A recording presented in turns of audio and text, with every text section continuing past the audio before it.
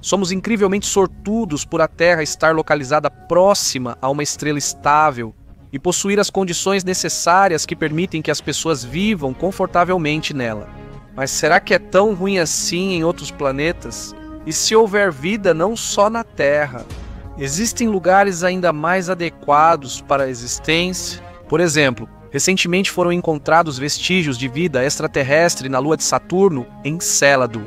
Em seus geysers, os cientistas encontraram metano, o que provavelmente confirma a presença de vida em Encélado. Ou talvez seja apenas GEA ou processos termoquímicos. Mas há tanto metano nos geysers de Encélado que uma origem não biológica não consegue explicar essa quantidade. Os cientistas realizaram uma série de estudos, durante os quais não conseguiram explicar de onde vem tanto metano nos geysers do satélite de Saturno, cujos estoques, além disso, estão constantemente sendo reabastecidos e escapam para o espaço. Tudo faz sentido se admitirmos a presença de micróbios semelhantes aos encontrados em fontes hidrotermais na Terra. Os cientistas acreditam que em Encélado se forma uma quantidade suficiente de hidrogênio, que é necessária para esses micróbios, e a temperatura se mantém em um nível confortável para eles. Então, existe vida em Encélado? Ninguém está pronto para afirmar isso com 100% de certeza. Dizem que são necessárias missões subaquáticas complexas que estão previstas para as próximas décadas. Uma história semelhante aconteceu com Vênus. Nas nuvens desse planeta foi encontrado fosfina, um gás que só é produzido de forma industrial ou por micro-organismos que vivem em ambientes sem oxigênio. Quando os cientistas receberam os primeiros indícios de fosfina no espectro de Vênus, eles ficaram tão chocados que demoraram a acreditar em sua sorte. Como explicar a presença desse gás? Havia suspeitas de que a fosfina poderia ter chegado à atmosfera por processos não biológicos, mas descobriu-se que todas as fontes não biológicas produzem no máximo uma 10 milésima da quantidade de fosfina que os telescópios detectaram. A fosfina, ou mais precisamente o hidreto de fósforo, é um gás venenoso que não tem cor e é muito raro na natureza. Normalmente ele é liberado durante reações químicas na indústria, por raios ou como resultado de atividade vulcânica. Mas não em quantidades tão grandes quanto as que foram encontradas em Vênus. Como ele foi parar lá? Muito provavelmente, como resultado da atividade de bactérias que vivem em ambientes sem oxigênio. Essa é a versão mais provável para os astrônomos, mas não descartam ter deixado passar algo. E talvez exista alguma outra explicação para a origem de tanto fosfina em Vênus. Ao mesmo tempo, o pesquisador do Instituto de Pesquisas Espaciais da Academia Russa de Ciências, Natan Eismans, está convencido de que Vênus é o lugar com maior probabilidade de se encontrar vida. Para esse fim, já foi aprovado o projeto Vênus-D. Mas por que tantas esperanças estão sendo depositadas justamente em Vênus? Segundo Eismans, isso acontece porque a Terra e Vênus são muito parecidas, têm massa e tamanhos semelhantes. Mas será que as buscas por vida em Vênus terão sucesso? Muito provavelmente não. Afinal, mesmo na atmosfera onde foi detectado o fosfina, o ar é extremamente seco e ácido, quase sem água. Além disso, Vênus está quase 1,5 vezes mais próxima do Sol do que o nosso planeta. E sua superfície é quente demais para que qualquer forma de vida possa existir lá. A temperatura média lá é de cerca de 460 graus Celsius, e nessas condições até o chumbo derrete. Isso significa que, se no futuro os cosmonautas forem para Vênus, primeiro eles se dissolverão no ácido sulfúrico e depois serão envenenados por fosfina tóxica. Se existir vida lá, só saberemos disso daqui a muito tempo. No entanto, os cientistas têm certeza de que houve épocas em que o clima em Vênus era muito mais ameno e sua superfície provavelmente era coberta por oceanos onde a vida poderia ter surgido. No entanto, o forte efeito estufa secou os oceanos e agora só podem continuar existindo lá micro-organismos. E quanto aos outros planetas? Talvez exista em algum lugar condições mais adequadas para a vida? Em 2020, cientistas britânicos descobriram que a atmosfera de Júpiter é mais úmida do que a de Vênus. Claro, as condições severas na superfície do planeta não deixam chances nem mesmo para as formas de vida mais resistentes, mas as últimas descobertas dos cientistas mantêm em aberto a questão sobre a possibilidade de existência de vida nesse planeta. O fato é que nas nuvens de Júpiter foi encontrado dióxido de enxofre, em cujas gotas há uma quantidade bastante grande de água. Se admitirmos que existem nutrientes lá, então pode muito bem existir vida microbiana nas nuvens de Júpiter, e talvez não apenas microbiana, pelo menos na lua de Júpiter, Europa. Há suspeitas de que sob a espessa camada de gelo desse pequeno satélite possa estar escondida vida alienígena. Dados de telescópios e sondas espaciais nos levam a pensar que Europa pode esconder de nós um oceano global, que não congela graças ao sistema solar. Quem mais, além de micróbios, poderia viver lá? Monica Grady, reitora da Universidade de Liverpool, acredita que Europa pode abrigar formas de vida mais desenvolvidas do que Marte. Graças ao oceano subterrâneo aquecido, as condições de vida no satélite de Júpiter são mais confortáveis e podem proporcionar uma melhor sobrevivência. Além disso, substâncias orgânicas sobem do interior do satélite, podendo servir de alimento. Se isso for realmente verdade, os futuros colonizadores podem acabar encontrando formas de vida muito mais avançadas do que se imaginava anteriormente. Há quem acredite que a inteligência de alguns habitantes de Europa pode ser comparável, por exemplo, à de uma lula ou de um polvo. E se existirem sereias ou pessoas anfíbio no oceano de Europa e não soubermos, eles se alimentam das criaturas que vivem lá e moram em suas casas subaquáticas. Não há respostas ainda, mas especialistas acreditam que formas de vida parecidas com humanos dificilmente surgiriam perto de Júpiter. Isso ocorre devido à falta de luz nas profundezas do oceano e à alta pressão do gelo. Dentro do planeta anão Ceres também existe um verdadeiro mar. Cientistas concluíram isso após analisar as emissões do criovulcão Catar em Ceres.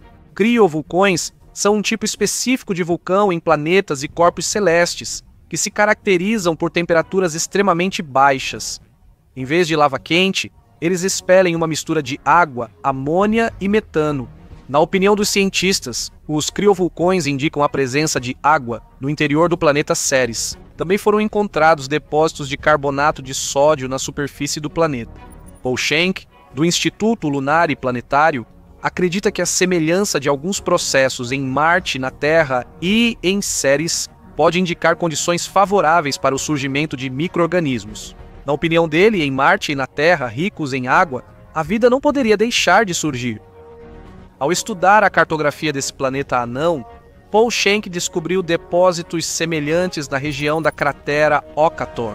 Alguns elementos são mais comuns no universo: hidrogênio, carbono, oxigênio, nitrogênio, silício e ferro. Eles são essenciais para a vida orgânica. Em particular, o ser humano precisa de água para beber, ar para respirar e um planeta cuja superfície possa ser percorrida. Se todos esses componentes conseguiram se reunir uma vez na Terra e iniciar os processos necessários para o desenvolvimento da vida inteligente, por que isso não pode acontecer em outro lugar? Também em um dos centenas de bilhões de exoplanetas que existem só na nossa galáxia? Segundo a estatística, a vida não poderia ter surgido apenas na Terra. A única questão é se vamos encontrá-la, e se encontrarmos, quais ações seguirão depois disso. Nos últimos 30 anos, os astrônomos descobriram mais de 4.000 exoplanetas, planetas que estão além do sistema solar. A maioria deles orbita suas próprias estrelas. Muitos dos exoplanetas descobertos possuem em sua composição os mesmos elementos que os planetas do sistema solar. Existem apenas pequenas diferenças. Em alguns predomina a água e o gelo, em outros o ferro e o carbono. No entanto, não há planeta semelhante à Terra ou a outros corpos do sistema solar. No entanto, também existem os chamados planetas do tipo terrestre. Por exemplo, Trapezium D, como a Terra, é o terceiro planeta de sua estrela e seu solo pode ser parecido com o nosso. Além disso, esse objeto está localizado na zona habitável, uma região onde a quantidade de calor da estrela é suficiente para a existência de água líquida na superfície. Agora vamos dar uma olhada em Trapezium, cuja massa corresponde a 60% da nossa Terra. É notável que o ano aqui dura apenas 6,1 dias. Um fato curioso é que a densidade deste planeta é várias vezes maior do que a densidade da Terra. tudo se deve ao núcleo de ferro mais denso, que pode ser a razão pela qual a atmosfera do planeta é mais rarefeita. Isso significa que a presença de oceanos no planeta fica em dúvida. No entanto, Trapestum é o que mais se assemelha à nossa Terra em tamanho e na quantidade de energia que circula aqui e vem da estrela local. Será que pode existir vida inteligente aqui? No momento, não temos capacidade computacional para estudar esses planetas em mais detalhes. No entanto, o astrofísico do Observatório de Genebra, André Meder, acredita que, na busca por vida no universo, temos mais chances de encontrar bactérias do que uma civilização inteligente ou guerras estelares. O surgimento de uma civilização assim exige tempo e condições físicas básicas estáveis. A Terra teve esses e outros privilégios. Por exemplo, a Lua nos deu um clima ideal, e o gigante gasoso Júpiter atrai para si praticamente todos os asteroides que entram no sistema solar.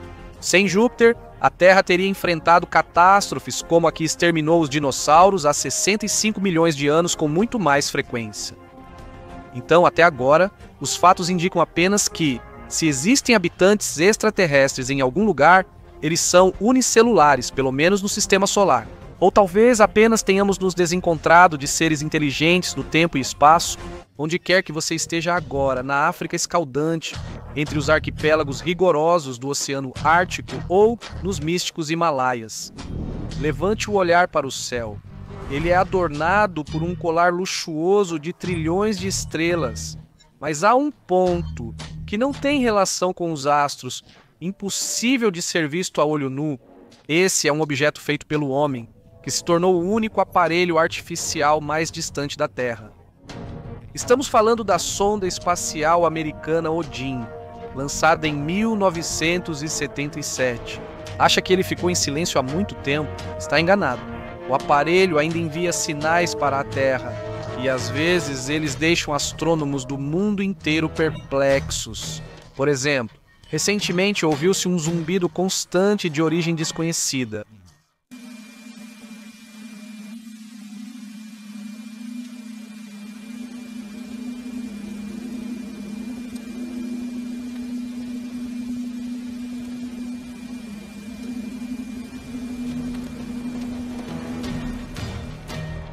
O que isso poderia significar?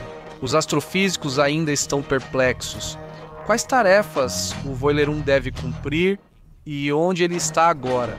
A principal missão da nave era estudar os planetas gigantes Júpiter e Saturno. Vale ressaltar que o Voyager 1 cumpriu seu objetivo com excelência. Foi ele quem trouxe ao mundo imagens detalhadas desses grandes corpos gasosos e de seus satélites rochosos. Mas esse foi apenas o primeiro estágio. O mais difícil ainda aguardava a sonda pela frente, e ela só começou a cumprir essa tarefa importante relativamente há pouco tempo. Uma enorme responsabilidade foi atribuída a estudar o cinturão de Kuiper e as fronteiras da heliosfera. Mas como interpretar os dados recebidos se ninguém jamais esteve em regiões do espaço tão distantes da Terra? De certa forma, isso é como viajar com um guia incompleto, onde a maior parte das informações simplesmente não existe.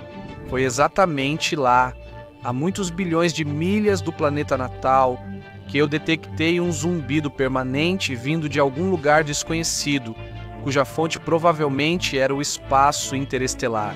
Em 4 décadas de viagem, a sonda registrou vários sinais diferentes, mas esse era o primeiro desse tipo. E considerando que eu estou literalmente explorando as cegas locais para onde, com o tempo, todo o sistema solar chegará junto com sua estrela, as informações obtidas tornam-se especialmente relevantes. Deseje saber mais sobre o objeto de pesquisa 1? Nossa comunidade planetária, liderada pela estrela parental, está localizada em uma bolha global chamada heliosfera. Sob a proteção dessa camada invisível estão todos os planetas do sistema solar, junto com o cinturão de Kuiper. Ela protege de forma confiável esses objetos do ambiente interestelar agressivo. O que é a heliosfera e quais são as características de suas condições? É uma região enorme, dentro da qual o plasma do vento solar se move em velocidades supersônicas.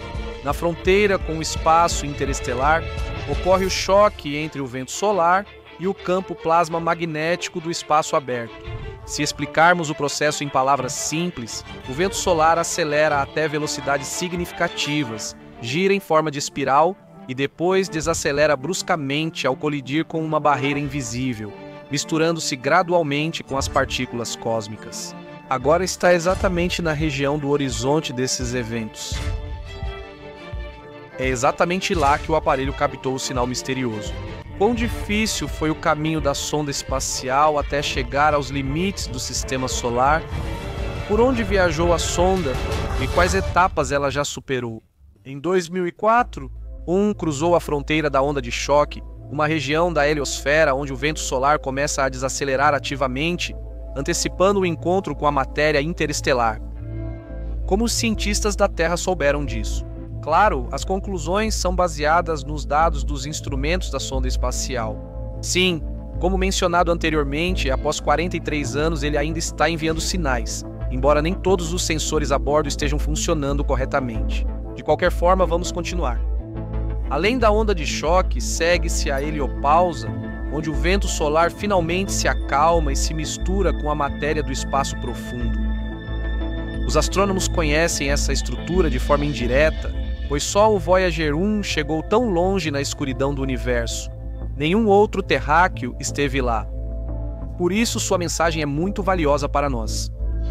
Por exemplo, existe uma hipótese de que entre a fronteira do sistema solar, chamada de onda de choque frontal, e logo após a heliosfera, há uma parede de hidrogênio preenchida com gás quente.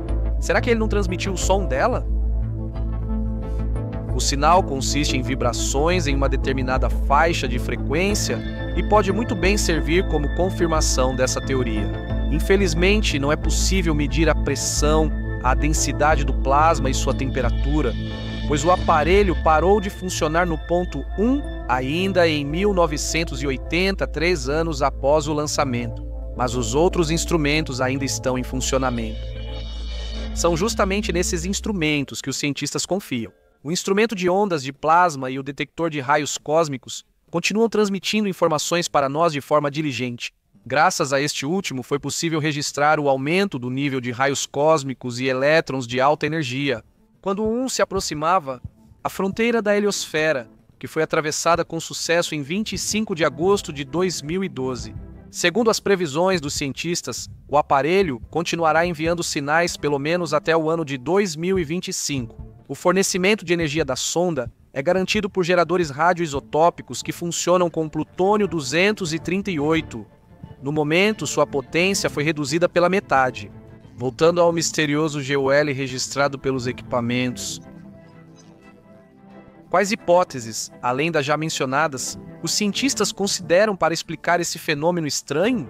O problema é que vibrações parecidas também surgem de ondas de plasma de outras naturezas, como grandes explosões solares.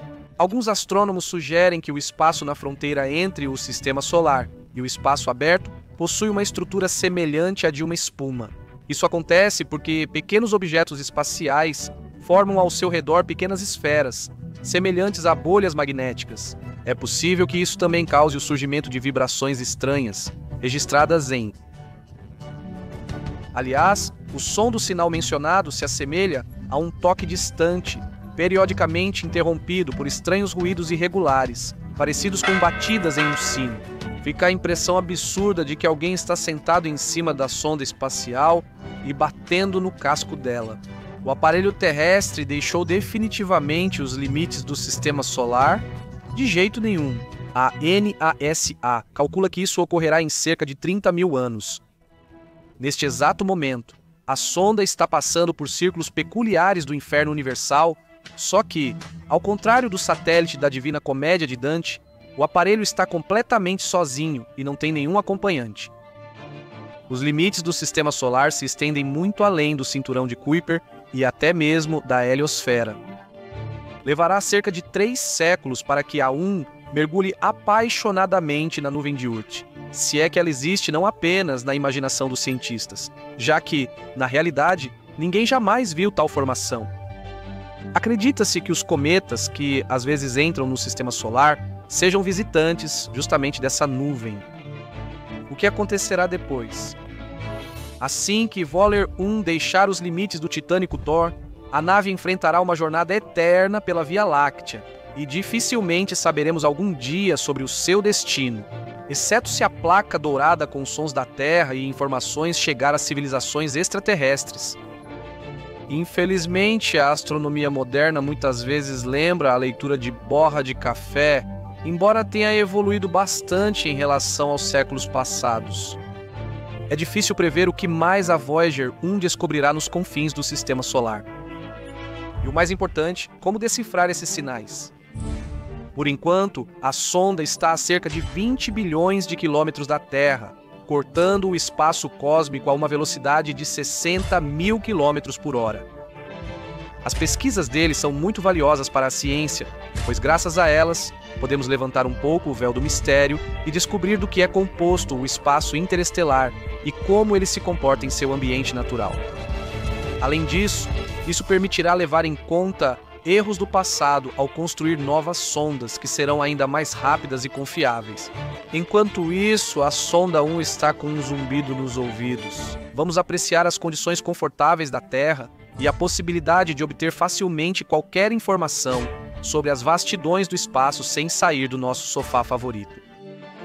Nosso belo planeta não é o único no universo. Você sabe disso, não é mesmo? Os corpos celestes, assim como as pessoas, diferem uns dos outros em comportamento, aparência e tamanho.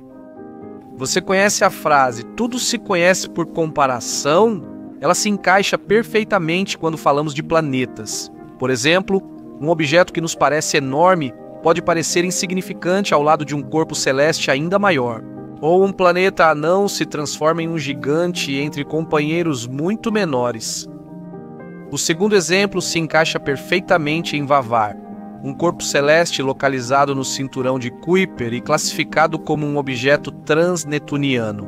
Um pequeno ponto bastante distante da Terra foi observado no céu por Chad Trukili e Mike Brown no verão de 2002, mas depois ela também foi encontrada em arquivos astronômicos datados de 1954. A sensação científica foi precedida por 7 meses de observações meticulosas. A notícia foi divulgada em 7 de outubro do mesmo ano, em uma reunião da Sociedade Astronômica Americana, o que torna esse objeto notável. Quavor surpreende imediatamente assim que ouvimos seu nome. De onde vem esse nome tão estranho? O pequeno planeta foi descoberto com um telescópio de um observatório particular na Califórnia, no Monte Palomar, condado de San Diego. Anteriormente, nessa região vivia o povo indígena gabrielino, ou Tongva. Um dos nomes de sua divindade suprema era Quavar. Assim era chamada a entidade mágica no período em que ela alcançava as estrelas, ou seja, o mais alto grau de iluminação. Muitos pronunciam esse nome com ênfase na última sílaba, mas isso está errado. Além disso, dessa forma, ele soa parecido com o termo quasar, embora o objeto transnetuniano não tenha nenhuma relação com os núcleos de galáxias ativas. Com o que mais o distante e misterioso Quavor pode nos surpreender? Segundo os astrônomos, este é um mundo muito sombrio e azul escuro. O tamanho do corpo celeste é de aproximadamente 1.100 quilômetros de diâmetro, o que equivale à metade da largura de Plutão. Além disso, durante o processo de pesquisa, esse número foi reduzido várias vezes. No momento de sua descoberta, esse era o maior objeto do cinturão de Kuiper. Ele ainda está entre os 10 maiores, junto com Erid e Sedna. Se compararmos Quavor com corpos celestes conhecidos, seu tamanho é aproximadamente igual ao do satélite plutoniano Caronte. Em relação à Terra, seu diâmetro é 1/10 do nosso planeta e 1/3 do diâmetro da Lua. Em 2016, Quavor foi registrado pelas câmeras da sonda Novos Horizontes, a mais de 2 bilhões de quilômetros do corpo celeste. Através de cálculos complexos, descobriu-se que o objeto possui uma órbita circular semelhante à de um planeta, localizada a 1,5 bilhão de quilômetros de Plutão. Esse mundo é composto de gelo de água e blocos de pedra, e os gases que conhecemos como metano, metanol e carbono, aqui se transformam em blocos de gelo. Ao mesmo tempo, os cientistas já consideraram várias vezes a possibilidade de que em Quavor exista uma atmosfera tênue com pressão mínima, composta de metano, monóxido de carbono e nitrogênio. Para sentir o aroma dela, entre em um engarrafamento e fique atrás de um caminhão velho. Depois, os astrofísicos mudaram de ideia e concluíram que a atmosfera do planetoide, se existir, pode ser só de metano. Se não, quando Quavor passasse diante de uma estrela gigante, o brilho dela deveria diminuir. Mas isso não aconteceu. Assim, entre os gases possíveis, restou apenas o metano. Isso não é certo. Pesquisas astronômicas ativas, inclusive com o uso dos instrumentos científicos do Observatório Keck, permitiram identificar uma característica interessante de Quavor. Em 2004, foi descoberto nele um tipo amorfo de gelo, que se forma a uma temperatura de menos 160 graus Celsius. O que há de surpreendente, você pode perguntar? Um objeto transnetuniano está longe de fontes de calor e luz, então, naturalmente, faz um frio extremo por lá. Mas o estranho é outra coisa. Neste exato momento, na superfície do planeta, faz um frio ainda mais intenso, menos 220 graus. Daí surge a pergunta: o que poderia ter aquecido o planeta em 60 graus, provocando o aparecimento de um tipo específico de gelo amorfo?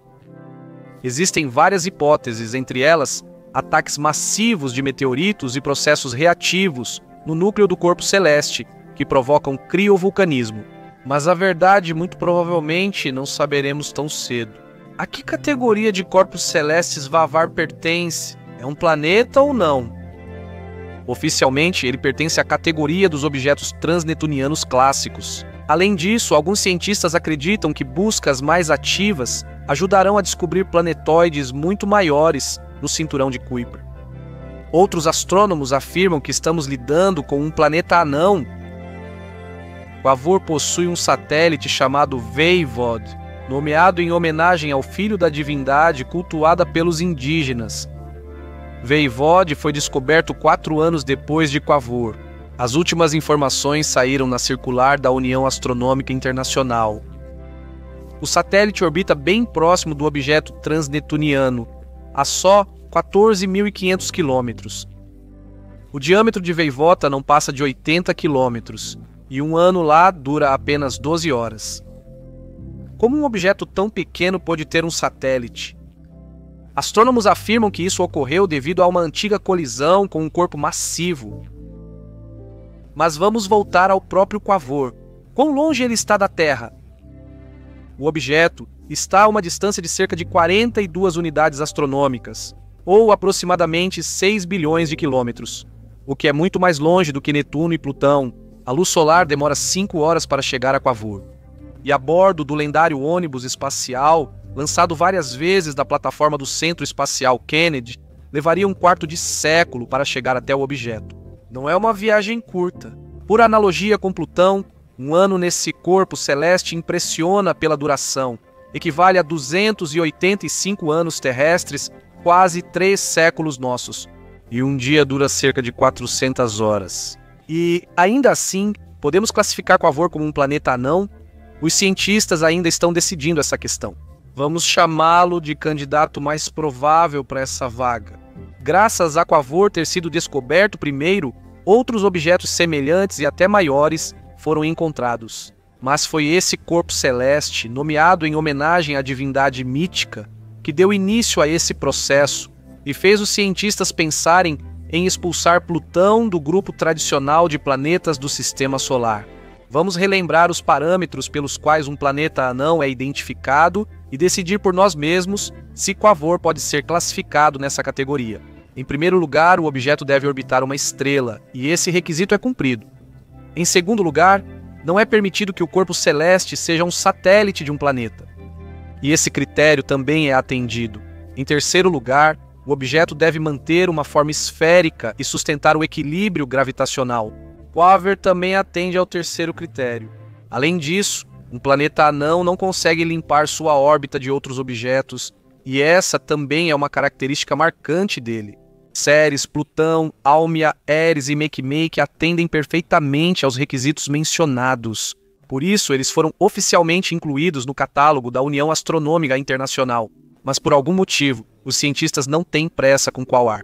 Além dele, Na lista de candidatos ao título de planeta anão estão Orcus, Salácia, Varda, Varuna, Ishion, Gongong e outros, totalizando mais de 40 objetos. Talvez Quaoar tenha permanecido em um status indefinido porque foi pouco estudado e os astrônomos não estão totalmente confiantes nos dados obtidos. Infelizmente, a sonda Novos Horizontes não visitará o futuro planeta anão, pois ele está muito distante da trajetória de voo da espaçonave. Portanto, resta esperar que, no futuro, sejam organizadas missões que ajudem a lançar luz sobre o mistério que envolve esse objeto transnetuniano. Escrevam para nós em qual status gostariam de ver Quavor e sugiram formas de alcançá-lo. Esperamos que vocês se inscrevam e compartilhem. Viajem pelo universo junto conosco.